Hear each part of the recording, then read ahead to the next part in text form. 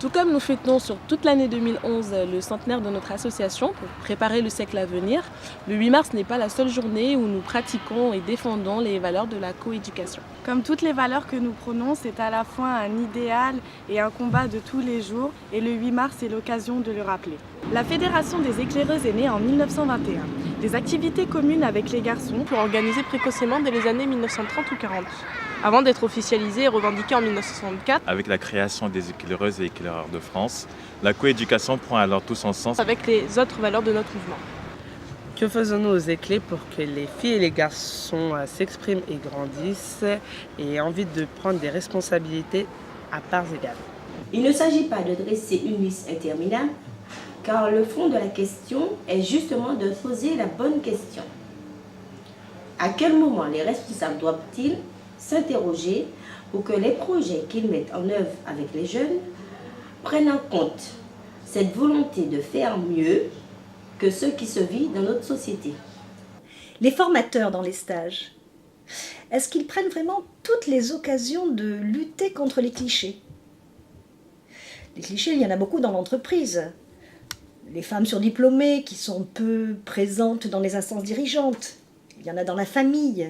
L'inégalité en ce qui concerne le partage des tâches de la vie quotidienne ou de l'éducation des enfants. En politique, 18% de femmes députées. Et chez les éclés? Les responsables ne font pas de discrimination. Les filles sont épanouies et elles ont toute la possibilité de prendre la place qu'elles veulent bien prendre. Nos instances dirigeantes comptent beaucoup de responsables de groupes féminines, de responsables régionales, de directrices services vacances.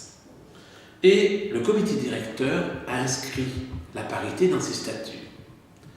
Mais pourquoi y a-t-il si peu de candidates à la plupart de nos assemblées générales? et encore moins de dirigeantes, une déléguée générale, 2 présidentes des EEDF depuis 1964. Pour aller plus loin, il faudrait faire une étude sérieuse qui permettrait de constater ce qu'il en est chez nous. Il serait bon que nous réinterrogions nos pratiques pédagogiques, certes, mais aussi les conditions dans lesquelles nous permettons, au sein de notre association, aux jeunes filles et aux femmes de prendre des responsabilités. Nous pouvons être fiers de pratiquer un scoutisme qui permet aux filles et aux femmes de s'épanouir dans notre association avec les garçons et les hommes.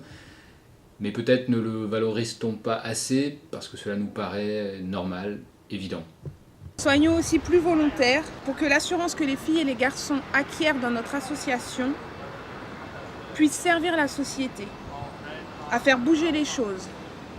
Car les lois ne suffisent pas, ce sont les stéréotypes dans nos têtes qu'il faut bousculer. Et soyons vigilants à propos de toutes les formes de régression.